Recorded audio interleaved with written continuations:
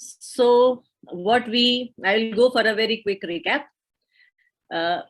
Our session is about worms, and we are also talking about those worms who are parasites for the human body. Okay. So in this, actually, we have taken up two more things which are not actually worms. Now, when we talk about worms, what are worms? Worms are those organisms which are having little fused bodies. They don't have arms and legs, and they just move. So it's a very generic term, and it has been generically given. So there can be earthworm, there can be the caterpillar, which is also called a worm. There are birds which eat other worms. You have worms in the apple and so on.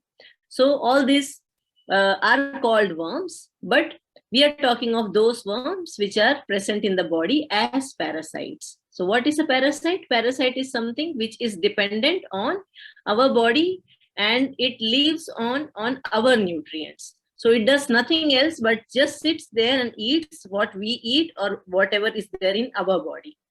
So for its sustenance, it needs us to go on living. Now, so this is a worm. And how do we get infected? We get infected by impure water. If we have not washed hands, if there are flies, if there is contaminated food.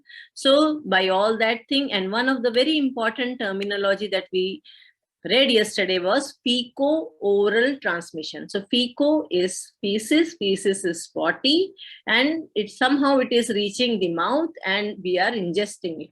So how do you ingest that? That somehow either the feces is in the water, or a fly has sat on it and has come and sat on your food, or there are some part of feces on your vegetable or fruits, and somehow you are ingesting it, and that is how we have this feco-oral transmission. So basically these organisms, they are being spread because there are their eggs or their cysts. So cysts are of those which are unicellular organisms or protozoa, there are two we have discussed, and we will come to that. Otherwise, it is the eggs which are present either in the soil or in the water, and we have ingested them. That we ingest and we take it inside our body, inside our stomach, intestine, and so on. And the protozoa that we had discussed yesterday was Giardia and Amoeba. They lay their cyst, we ingest their cyst, they reproduce, they again become adult, they again lay their cysts, and so on. That cycle can go on. Then we had learned how basically a food goes in the whole process. The similar way worms also go, the eggs or the cyst also go, but they are very resistant to the acidity that is present in the stomach, which would have broken down food, but it doesn't break down the cyst or the eggs of the worms, and it passes from the stomach to the small intestine, especially to the duodenum. We had also seen that intestine has a very intricate structure.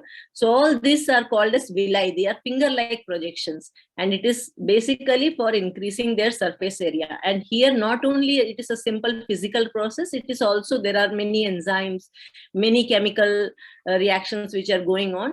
So when a worm comes and actually sits on this, hooks on this, then the structure of the intestine can also get disturbed. And when it gets disturbed, its basic property of absorbing the nutrients can also get affected. Okay, so we had learned about Giardia and about Entamoeba. Both of them, they are taken through mouth, they go to the stomach, and then they're down there, they further give cyst, and it can be passed to the stool. But Entamoeba has got another very important thing, that it can go into the liver, because the duodenum is very close to the liver, and there it can infect, and it can cause other diseases other than in intestine, which could be like amoebic abscess, right? Then we came to this particular group, which is called Helminth. So even if you forget Helminth, now I want you to be able to understand and recognize. Now this is whipworm, okay? What I had asked you, Tom, what you answered, whipworm. So whipworm, you're right. Whipworm looks like whip, right? That is it. But it is a very, very small worm. And it is seen like this. Now this is much, much smaller in size. All right. So there, it also what happens, you take it, get somehow the eggs, and they reproduce somehow, they become the adult organs, adult worms, and they lay eggs, they are passed in the stool. So it is a very simple kind of a thing, that it is going inside, it is reproducing in the intestine, and it is passing the worms. Then we have pinworm, and this is one which is very small. And when I say small, I actually gave you the measurement. Okay, you can see it is 0.5 inches or so. Okay, 0.5 inches. And 0.5 inches of worms could be seen. This is anus. Okay, this is where the potty is coming from. And this is the worm which could be there. So this is the size of the worm. And pinworm, even though it doesn't exactly look like a pin, but that is what pinworm is interesting, in the sense that this is the worm in which the child keeps on actually scratching his butt, it keeps on itching him, and here the mother actually goes out in the night and lays the eggs just around the anus. And at that time, what happens? Why does the mother lay the eggs in the near the anus? Anybody? I want guesswork. Quick. If the eggs are laid, they eat it. Then after they touch something and like food, and they eat the egg, and it reproduces again. That's exactly. So that is how this is an evolutionary kind of thing, that there is itching. So the person actually scratches, and when they scratch, they get those eggs onto their fingers or nails, and then while they are eating, they ingest it again. So this is one of the very important evolutionary mechanism through which the pinworm actually sees to it that you are going on infecting yourself with the pinworm. And this is one of the most common infections which are present. And that is that. Roundworms. Now, roundworms are big worms. Okay. When I say big, it is actually of the size of earthworm. Okay. Not only does it look like one, it is actually of the size of earthworm. And when I'm telling you that these big worms can actually come out through the anus, I'm very serious. There has been a patient who actually brought it to me in a tissue paper and asked that I have passed this earthworm. Do you know what it is? Okay, so such big worm. So there should be absolutely no confusion about these worms. Now I want you to remember it. I also want you to see the video again, and I want you to answer the questions. Even if one has answered, all of you are supposed to answer it. Okay, so what I had told you about roundworm was that here also we ingest the eggs. It goes into the intestine, but it gets into the blood vessels. Okay. And this roundworms, what gets into the blood vessels? The larvae. It is not as big as this. It is a small thing. Larvae would be smaller one. So that gets into the blood. It goes, travels to the heart. It goes to the lungs. It goes to the airways, it goes to the trachea, from there we swallow it, and then again the whole cycle goes. But because it is traveling in the heart and the lungs and everywhere, wherever it goes, it can produce an allergic reaction in the pathway. It can create a lot of inflammation, and that is why we also have lung symptoms or allergic reactions. Okay, so these are the things that is there. I hope that you now would remember and not forget whipworm, roundworm, pinworm. These are the three we have learned yesterday. And now today we are going to find out how that though all those worms were infected, how that you ingested eggs, whether it was by food or whether it was by water, whether it was by salads, whatever it was, but you somehow ingested it.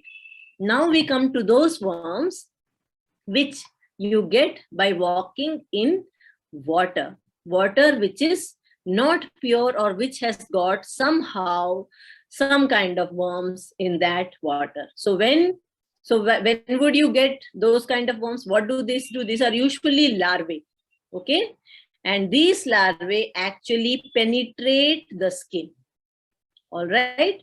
So now we are going to discuss about those groups of worms which can actually infect you or infest you by penetrating your skin and get inside you. Where would this happen? This would happen probably if there is water collection. There could be fields, or there are some kind of ponds. So or there is some dirty water collection. So all those places, if you walk, fill in the blanks. Yes. Rebecca, I need to hear your voice. If you walk, how that you will get? Barefoot. If you walk barefoot. Exactly correct. Why I want to stress on these things is because that this is the way to prevent it. Okay, so when somebody is saying wear your gumboots in the dirty water or wear your shoes in the water when you're going, there is some kind of logic behind it. Okay, so if you are walking barefoot, so that your skin is coming in contact with the water which could be having this larvae of these worms, only then and then they can enter your skin.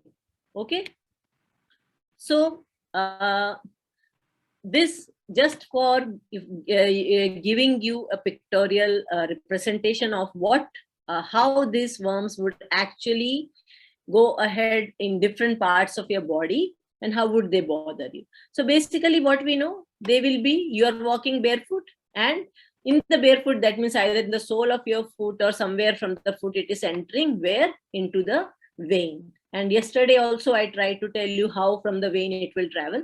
So what happens to the blood? You know that, right? So yes.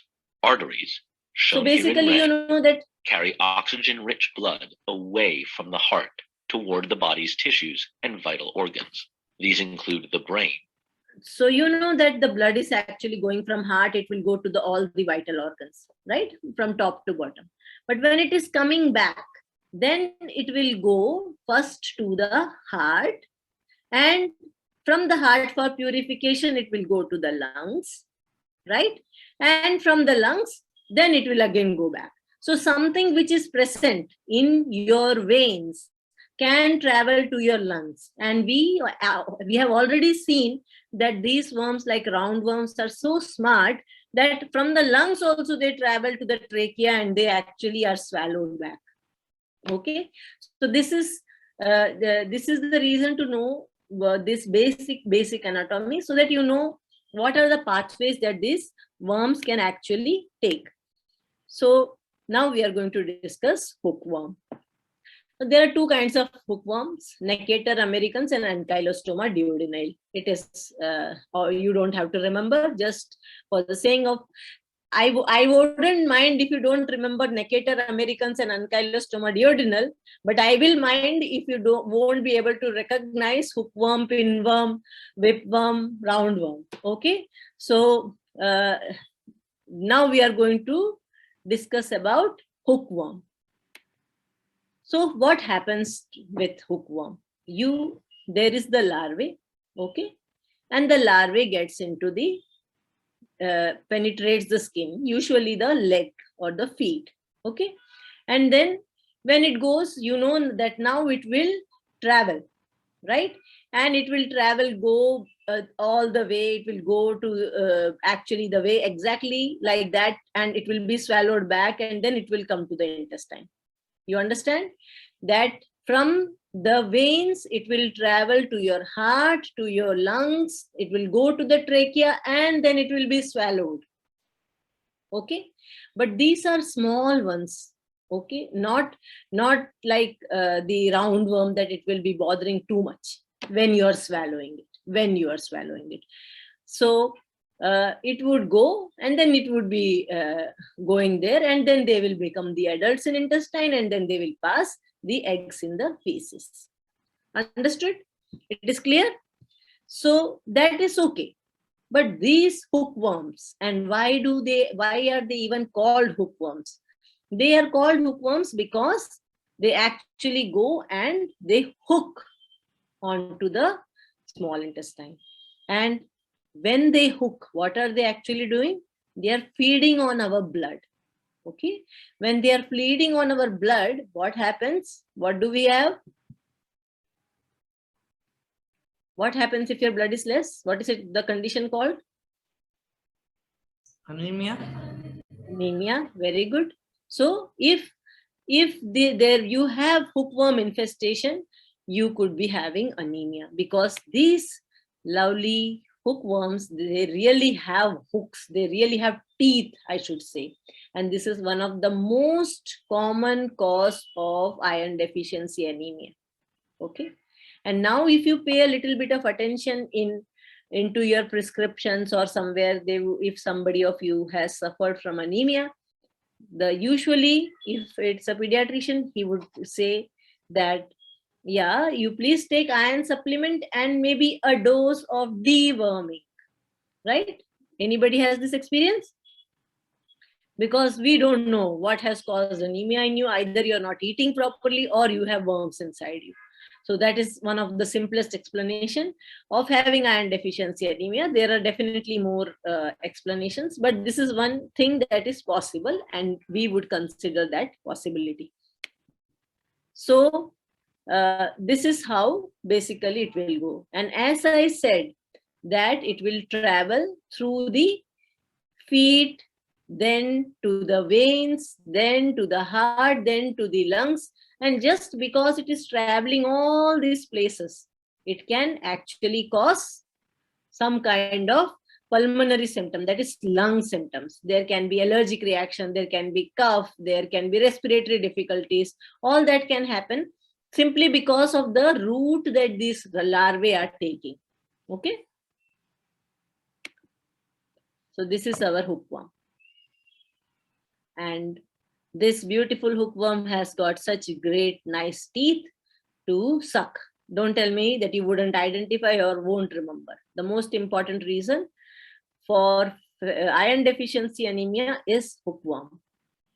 As I said yesterday, if you are infected by one kind of eggs of the worms, it is very likely that you could be infected by other kind of, because you are basically coming in contact with impure water or dirty food. Similarly, if you are actually putting your feet inside some kind of a dirty water, then there can be hookworms which infect human beings. There can be also hookworms which could be infecting other animals. Okay. So the other animals. Now, what is very interesting about these hosts is that not the dogs, hookworms probably cannot complete their life cycle in our body. Okay, they have to complete their life cycle. So they cannot complete their life cycle, but they can penetrate the skin. When they are penetrating the skin, they are not very sure whether it is dogs or yours. Okay, so the larvae penetrates the skin, and then it doesn't know where to go, and it just keeps traveling there itself. And then you have something called as a traveling worm. Can you see this? Can you see the feet, the sole of this feet? This is actually visceral larva migrans. Larva is larva, migrans is something where the larva is actually migrating. Okay, this is dog's hookworm, which has penetrated the skin and it is traveling. Can you see? And it can't go to the whole cycle because we are not its actual host. So it will be keeping on traveling happily. And the funny thing is that you can actually, through the skin, notice that it is moving. Okay. So that is also possible, that sometimes those worms to whom we are not the real host could also somehow infest us and could create some kind of symptoms. Now we come to threadworm. Okay. So today we have already discussed what, Gargi? We have discussed hookworms. Very good. So we have discussed hookworm. And now we are coming to threadworm. The scientific name of threadworm is Strongyloides stercoralis. Now you don't have to remember that. That is all right. When we go to the life cycle of this, nothing very great. That same way, it is infected by the larva, and then this we are ingesting. It is penetrating the skin, and then it is traveling the same way. It is becoming adult organs, and then they are laying the eggs, which are becoming into the larvae, and so on and so forth. With Strongyloides stercoralis, threadworm, what is important to remember is, so this is how it looks. It is very, very small. You can see that it is a microscope that you have to use to see it. Okay, so it, unlike your roundworm, unlike your even the pinworm, you cannot actually see it. To see it, you have to use the microscope, and then only you will be able to see. And they look like small threads. Okay, that is how they are called as threadworm. Now, it is actually having the same kind of life cycle, which is fine. But what is important is that even though these are very, very small ones, if they actually infect a person who is having cancer or has got some kind of immunocompromised state, then they will be rampant in the infection that they cause. Okay, so threadworm, if it is actually infecting you or me, we may not realize something is bad. But threadworm, if it has actually infected a patient of cancer, right, of any kind of cancer, who is on therapy, not on therapy, then it will create havoc just by the burden. It will come right into the intestine. It will auto-infect and go on auto-infecting. It will go on passing into the blood, and it will go on completing the cycle. There will be a state of hyperinfection. So threadworm's importance is in the patient of malignancies. And why I'm again stressing this is because it is such a simple way to get infected, right? And such a simple way to not get infected. Okay, so if a patient is there, or if a person has got cancer or malignancy, it is a very important thing to understand that they are not supposed to say that, or they are not supposed to go barefoot, walk, say that maybe this is the end of my lifetime and let me walk in all kind of dirty waters. They might really end up in soup. And with what? With such a simple thing as threadworm. So that is what is a threadworm. So now, how many worms, Atmika, we have read today? Hookworm and threadworm. Hookworm and threadworm. Very good. Now we come to something called as blood fluke. Okay, and the name is Schistosoma Hematobium. Hematobium, something to do with heme. It has something to do with blood. Whether you remember it again or not, it's all right. But this is what is interesting. This is called as, what is this? A snail? Yeah. So Schistosoma Hematobium, the interesting thing is we have an intermediate host. You understand what is an intermediate host? So most of the worms, they might be needing, they have to come inside our body and they complete their life cycle, right? But Schistosoma Hematobium or the blood fluke, it needs to go into the snail also. So we actually share this worm. It has to spend half of its life in the snail and half of its life in our bodies, which is very, very interesting. Don't you think so? That something that the snail gets infected with, we also get infected with. Okay. And so what does this is the yucky picture of this dirty worm. Okay. And look at this. I am always surprised by how much nature has, the kind of design that nature has given. Even the smallest and smallest of microbes, it tries to give as much differentiation as possible. There is a place from where they can copulate. There is a place from where they can do their potty. There is a place they can hook onto it. There is a place from where they can eat. Then they have their sexual organs. Then they have their intestines. So everything is there. In most of the worms, they have everything. And here, as I said, what happens that we have eggs of these worms. Okay, eggs are there. They go into the snail. All right. And from the snail, we get what we call as Cercaria. It's a larva kind of a form. Okay, Cercaria. So the waters which are having snails, they could be having this worm and they could be passing Cercaria. This Cercaria, if that water we are going into that water, they can also penetrate skin. Okay. So if you have a pond or if you have a lake which is having lot of snails and you go for swimming, even then you could get infected with this. Okay. So that is how the person, this Cercaria, which is the larval form of this blood fluke, it will enter. And here again, it is going back, it is going into the lungs, it is getting circulated, and then it comes down. Now, what is interesting about this is once it is in the intestine, okay, near the duodenum, it likes two things. One, it likes to sometimes go and get into the mesenteric plexus. Mesenteric plexus is somewhere which is around the blood vessels which are there near the intestines, which is understandable. But it likes to go and sit on the bladder. Okay.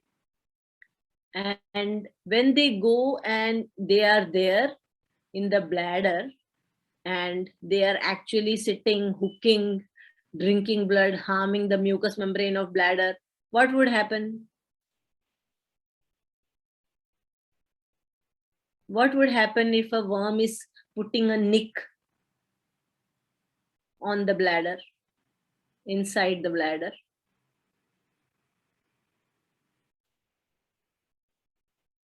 Pain. Pain. It can be little pain. Other than that, how would you, what would happen if it is actually biting into a part of your mucous membrane inside? If anywhere anything, a nick is put, what happens? No, there is a small bite, nice small bite. What happens? What happens? This is not some kind of a, this is common sense question. It will get damaged. Yeah, it can get bruised and all. Other than that, sometimes it can. Infection. Sometimes, yeah, that is secondary thing. But what primarily, it can either bruise or it can bleed, right? If somebody is biting or taking a part of your this off, what can happen? It can actually bleed. So when they are settling these worms in some number into the bladder could bleed. So how would you know whether there is some kind of blood? How would you know? Our urine have blood. Exactly. So the symptom could be that there is blood in urine. Okay. The symptom could be blood in urine. There could be some pain, but why it has happened now? There can be so many reasons for blood in urine. But this is one very funny reason, that you went into the one nice village lake and you were swimming and there were this Cercaria and they kind of penetrated your skin and now they have gone and settled down in the bladder and now they are biting it off and now you are having blood in urine. Okay. So that is what is interesting about blood fluke. Okay. So now we know of how many worms which can come into your body through the skin. How many are there? There may be, these are the most important ones. Tell me. Who will tell me? Tom has vanished. Tom? Yes, ma'am. Yes. Tell me what all worms we studied till now which can actually penetrate the skin. Ma'am, hookworm, threadworm, and blood flukes. Okay, hookworm, threadworm, and blood fluke. And yesterday we had studied about pinworm and whipworm and Whipworm and roundworm. roundworm. These were coming through eating or ingesting, right? And we also had studied about the protozoas, which were entamoeba and giardia. Okay. So now we are going to learn about another important way of transmitting the thing. So here we have something called as Phylaria. Anybody knows anything about Phylaria? Never heard about it? I never heard about it. Never heard. So it's such a common one with going with malaria, Phylaria, even Lavaria, you know, all these things come together in songs also. No? No? So this beautiful worm is called as Wuchereria bancrofti. You can forget again, no problem. This is only a credit mark question. But Phylaria is interesting. And why it is interesting is because it is spread by mosquitoes. Okay. So now, what did you know? That you had the Anopheles mosquito causing what? What does Anopheles mosquito cause? Female Malaria. malaria. Female Anopheles mosquito causes malaria. Aedes causes Dengue. Aedes causes dengue. Now we were left with Culex, and this great thing causes Phylaria. Okay. So this malaria, Phylaria are transmitted by mosquitoes. Okay. So yeah, now this is one worm which is transmitted by the mosquito. So what these other worms were doing painstakingly, they were happy, they were taking all the pain to penetrate the skin and come inside. Their job is made much easier. That the Culex mosquito, it sucks the blood from wherever it gets the eggs, and then it settles down into your body and it puts them in your bloodstream, and then you have a similar kind of a cycle. Okay. Do you, not a similar kind of a cycle, in fact it is a little different. So do you understand? You understood it till this. Okay. Now have you have absolutely not got any idea about Phylaria, right? Do you know about elephantiasis? Anybody? Ma'am, it is a type of disease in which our legs will become so big. It will become like elephant. Okay. So it becomes like, actually, it becomes like elephant type. Can you see this? And this is what is caused by Phylaria worm. Okay. So do not forget, caused by mosquito, the worm is entering the bloodstream through a mosquito bite. Now, everybody else was doing something else. Why does this particular worm end up, or how does this particular worm end up doing this, is what is interesting. So what basically it does is that it affects the lymphatic system. Do you know what is lymphatic system? Yes. Yes, tell me. It's a system which is cleaning our waste that is produced by the cells, and sometimes it can help the absorption of fats. Okay. So it is something in parallel to the circulatory system. Okay. When we have circulatory system, we have got what? We have arteries and veins and all the blood vessels running around. It has got something which is very, very similar to the same kind of a system, that it is as widespread and it is running near to that system itself. And as Tarun puts it, it actually drains away the waste and the inflammatory cells or inflammatory fluid and all that. It drains it away. So the excess fluid in your body is drained away by this system.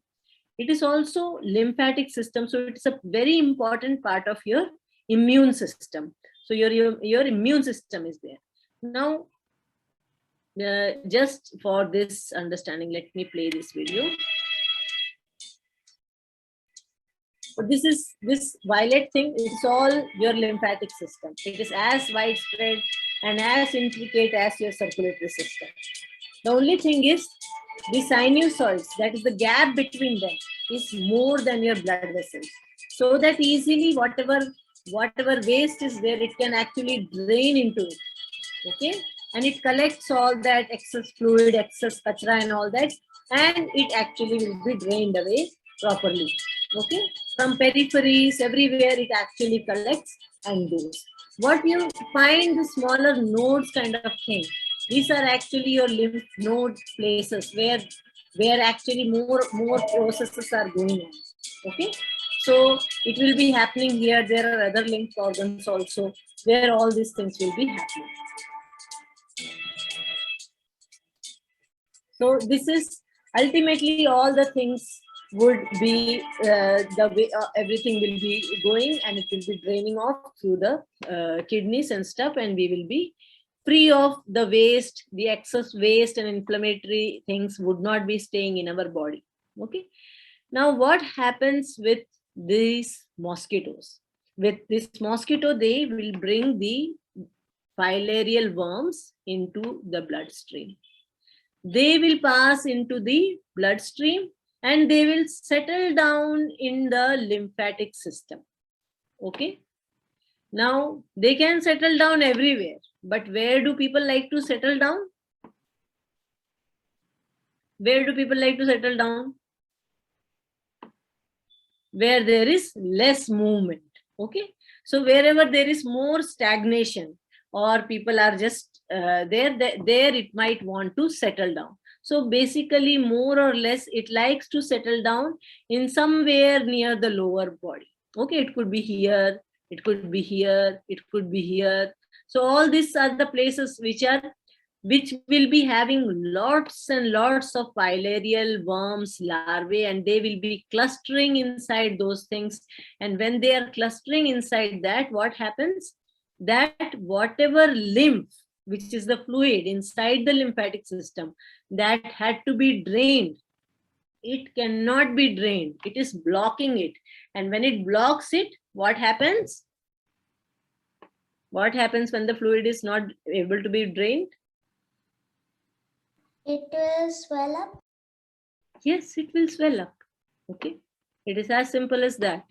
That the fluid is not, and it is a little deep seated. So it is not like the other kind of swellings that you might see. It's a little different, but every place it could actually just accumulate. Mostly we see it in the lower limbs and it just gets stagnated. It cannot pass on. The fluid is not cleared off, and then it actually develops into a huge swelling, which is also called as elephantiasis. Okay. So it has also got, like our earlier worm, blood fluke. Blood fluke needed the snail. This needs the mosquito. So it is very interesting that this beautiful worm that we have, we share it with mosquitoes. Okay. So half of the life cycle they spend with the mosquito, and half they spend here. So in the mosquito, the mosquitoes will bite somebody who is having the larvae, and it will have microphylaria, and it will turn into larvae. This larvae it will again go. This larvae will be taken by the mosquito and it will infect another person. That person will get, and in that blood and lymph, it will again further go. It will the adults are going into lymphatics and blocking. Okay, and they will produce microphylaria. And these microphylaria are taken up by the mosquito. So more or less, even if you do not remember very clearly all the stages that it is going through, the important thing to remember is it has got an intermediate host, which is mosquito. It comes by the bite of the mosquito. The mosquito takes a blood meal, and through the blood meal in the blood, it infects. The adult worms, they go and settle down in the lymphatics and they might block. And they also produce microphylaria, which goes into the bloodstream. And in the bloodstream, the mosquitoes can again take the meal and again infect other. Okay, that is clear? Yes? Yeah. Very good. So that is what is with Phylaria worms, and it is very much more common in African countries. It is also common in some parts of India, but there it is far more common that it is even considered a normal routine kind of a thing. Another thing is that these adult worms which are settled in the lymphatics, right? They pass all this microphylaria mostly at night. So the significance of that is that we like to test the blood in the night to find whether they are there or not. Okay, no other significance. That's all. That's just a fun fact. There are two important things that why I took this session with you children. It is very important. I thought that you kids must know about this. There were two reasons. Number one, how easily you can prevent their infection. Okay. Number two, the kind of diseases that they produce, that is really, really very bad. Number three, if you diagnose it well, so who all wanted to be doctors? If you diagnose it well and in time, actually the treatment is not very difficult. Okay. So how many of you in your schools have received this deworming 1 dose, or have you paid any attention to that? Maybe because all of you are in private schools, you may not be given that. It is possible. But in our government of India, we have this program of actually dispensing the deworming medicine, albendazole. Okay. And that we assume that more or less most of the people would have got infected by these worms, and we really do not want them to carry it forward and suffer these kind of lung diseases, or these kind of, we will come to more tomorrow, which will be more interesting. And we do not want them to have feet like elephant, or we do not want to keep on scratching their butts, right? Or we do not want them to have iron deficiency, anemia. So, or we do not want them to pee blood and all that. So we would want that we can treat them. It is not very difficult unless it becomes complicated, which it can become. So that is why whatever you're going to become. And now there are some responsible positions, right? Like if it was a civil engineer, or if it was a person who was actually handling the purifying of water, if there was a government of India program of providing public toilets, or if it is the waterways, if it is how water supply is being maintained, if the pipes contamination is mentioned, if it is a tourist spot and there are snails. So all these things, more or less in our life, all of it is very important. This is a kind of a general knowledge, because we can very easily prevent it. And what are the things we can prevent? What are the things that we see? Do you see everything that is there? You won't. So what do you see? What all you can see, whatever is there in front of your eyes, you can see that, but do you see that? We say that we cannot see everything unless we know that it could be there, right? Yeah. Yeah. So if you are aware that something like that is there, then maybe we can see. then maybe we will be sensitive. As citizens, we could be sensitive that, yeah, the water somewhere it is mixing somewhere. So we are responsible. We can be sensitive that because it can cause worm infestation in everybody. So we will be sensitive to that and we will be able to find it. We will be able to know it. Or if somebody is saying that they have passed this kind of small threads, worms or something, it's like, no, yeah, that's a problem, right? So that is why I think it is very important to all of you. I have a question. Yes. That some worms will cause lack in hunger. So what type of worm is that? Yeah, see what happens, as I said, that this can go and attach into they will be present in the small intestine. Okay. So in small intestine, you have many disaccharadases. You have many other places which are actually producing enzymes to digest those foods, right? So when these are not there, these are not being digested, and these are not being taken in, you could have a loss of appetite. That is possible. Basically, you're not getting all the kinds of digestive juices which need to be there, or these worms could be actually harming the mucosal layer of the intestine, or they could be physically present in the intestine and blocking its way, and they could be like a bulk. Okay, for example, as I said about the protozoa giardia, so it is a unicellular organism, but a lot of giardias, they could be present in such a manner that they could actually either increase the speed of your GI motility will be increased, and there could be diarrhea as soon as you take food, and you might pass it on without absorbing anything, or they might actually produce constipation. So all these things can present in different ways. And in the beginning, when the worm load is less, then you might feel hungry because they are actually stealing.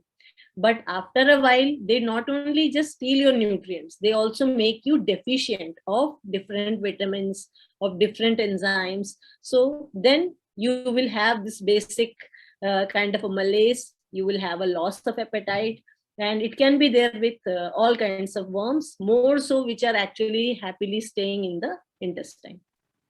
I hope that answers it.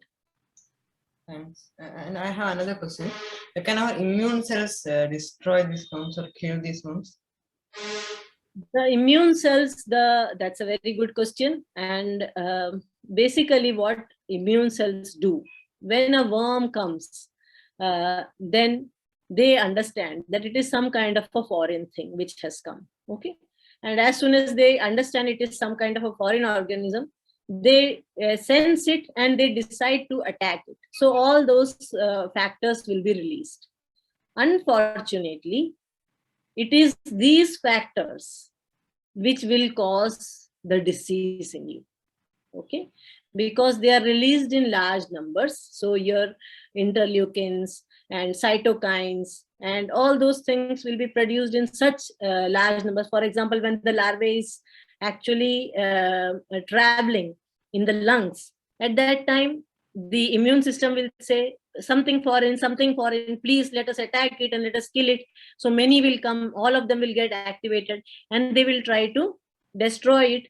But they may not be able to destroy it, but your lungs, because of so much of allergic reaction, will have other kind of respiratory symptoms. So as far as, and we will have lots of eosinophilia. Eosinophils get triggered by the worms simply because it's an allergic kind of a reaction which comes in. So basically the immune response that we get is not actually helpful to us. Okay. So that that reaction kill worms that irritate us, our own tissues, but that can it irritates their tissues? It may irritate depending on which stage of the worm it is. Okay, and how many of them are there. And this immune reaction which is there, it is not actually now anymore targeted to only the worm. It is now getting targeted to all over. Wherever that worm has traversed, it is targeted to all that area. So whether or not, we will learn tomorrow about tapeworms. So we will also learn that sometimes they are doing things to protect us, but they ultimately end up harming us. So even if sometimes they completely close down that worm, but that closing down that particular area, that itself could become a headache for us. Okay. Yeah, thank you. And there are many people, as I said yesterday also, there are many people who have got the worms. 1.2 billion people suffer from worm infestation, but not all of them are aware. Not most of them are not bothered, because some worms are there and they are happily living with us. We are least bothered, they are least bothered. We can happily coexist with them. There is no problem. Only when they increase in number or they land in places which is not okay, we get symptoms. The problem is the habits that we have. So if there is a community which is having open air defecation practice, or a community which is not having access to clean water, they could be more and more disposed to these kind of worm infestations, and then it could become a big problem for them.